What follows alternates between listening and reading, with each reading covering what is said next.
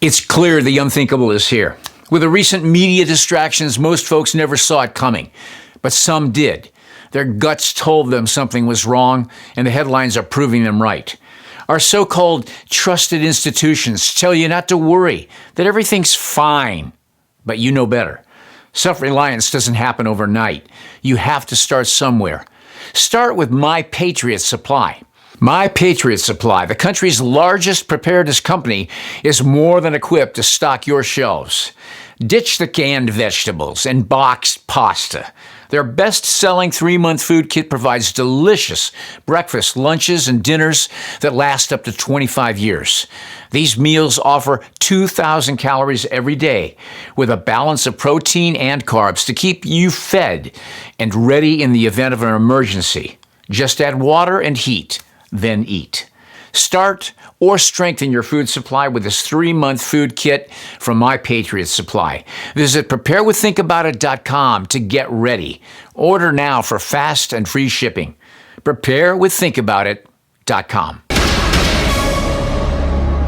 The dark cabal, herding us like sheep, is only able to maintain its power by staying invisible. The most effective way of maintaining invisibility is, and always has been, the art of dividing the masses. This psychological operation, known as divide and conquer, has been deployed for all of recorded history because it works, especially with organized religion, which is ruled by dogma rather than a personal relationship with God. Dogma is a belief doctrine dictated by a church, and if you are born into a dogmatic family, then you are raised to believe their dogma. As a result, you will see all conflicting religious dogma as evil. You will be divided and conquered. The main religions used to divide and conquer mankind are the 3 Abrahamic religions. Judaic dogma teaches the Jew that they are a member of the chosen race destined to rule over everyone else as a teacher of God's law. Islamic dogma teaches that all of mankind must somehow submit to Islam. And while there are reportedly 40,000 different denominations of Christianity, most Christian dogma teaches that Christians will live in paradise for eternity while everyone else burns in hell. Many people raised in these religions have been able to personally connect with God and liberate themselves from the device of dogma. But many others are stuck in group mind think.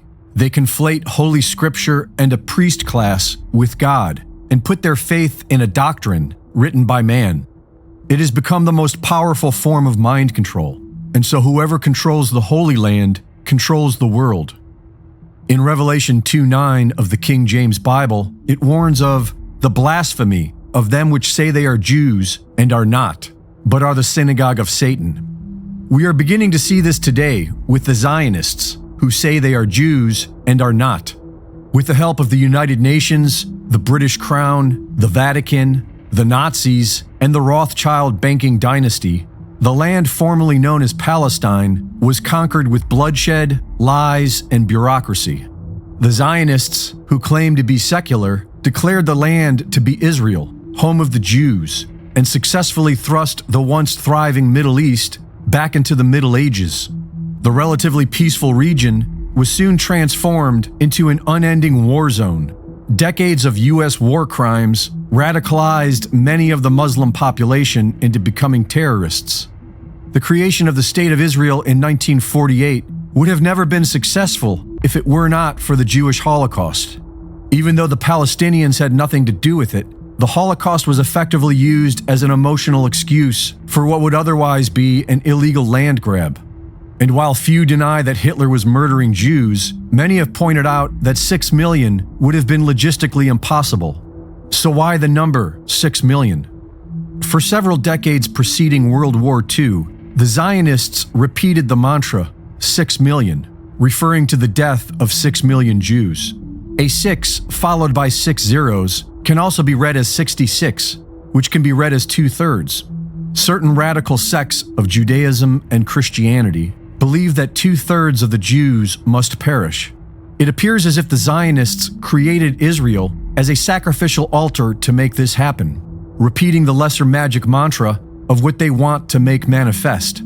Today we are seeing Zionists begging for genocide, calling out to kill them all. and gaslighting us into thinking there never was a Palestine, while saying we should flatten it and turn it into glass. We are seeing Christian pastors cheer for mass murder, pastors saying that Israel should make the Gaza Strip a parking lot, and several evangelical pastors who speak as if Christ will only return if we provide him the blood sacrifice taught in their extreme dogma. As Israel pushes forward, radicalized young Muslim men who have had their homes destroyed by American bombs are now spread throughout Western nations. The stage is set for the holy war, and many are willing to murder in the name of their dogmatic beliefs. Extremists of all three religions are being used by the hidden hand to foment this war, while the Catholic Church has been making preparations for a one-world religion solution. Divided, we will be conquered, but united, we could learn to live as one, in peace. Climate denier, racist, Nazi, and anti-Semitism are words that have been exhaustively misused to psychologically beat people into a submission of shame. It is a human control technology that works on many people.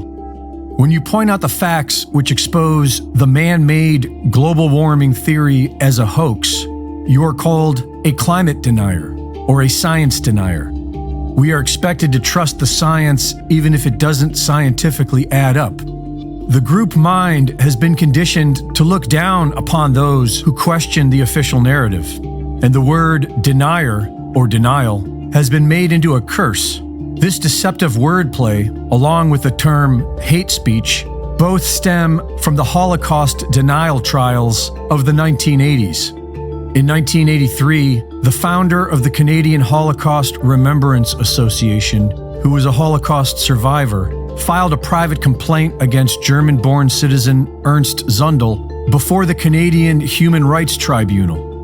In 1984, the Ontario government joined the criminal proceedings, and Zundel was charged of spreading false news by publishing the book Did 6 Million Really Die? The Truth at Last. He was not making claims that the Holocaust did not happen, just that it did not happen as we were told.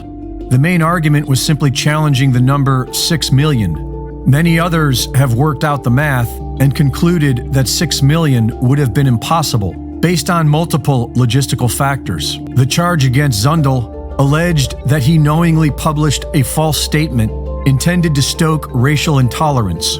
He was found guilty by 2 juries, but was acquitted by the Supreme Court of Canada in 1992, who ruled it was a violation of the guarantee of freedom of expression under the Canadian Charter of Rights and Freedoms. But in 1995, Ewald Althans got 3.5 years imprisonment in Germany for asking the same question. From a logical perspective, discussing observable reality should not be so emotionally offensive, but Zundel was a fan of Hitler and was surrounded by extreme neo-Nazis, so there was no sympathy for his persecution. And the term Holocaust denier became the absolute worst thing anyone could be charged with. Zundel left Canada and moved to the United States.